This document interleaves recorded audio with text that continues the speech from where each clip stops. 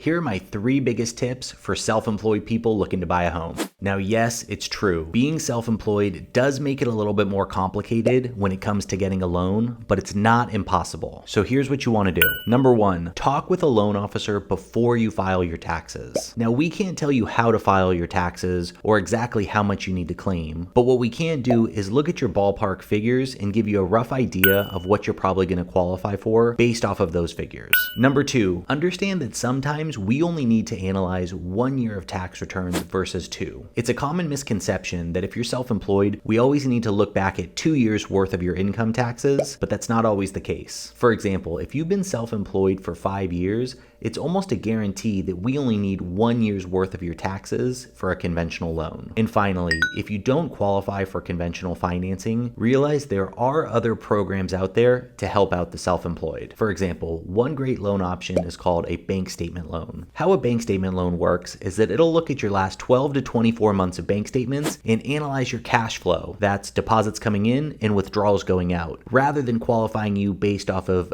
typical conventional guidelines. And as a bonus, most important is that you work with a loan officer that really understands self-employed guidelines. So make sure you're working with a loan officer that's really experienced in all of these different guidelines.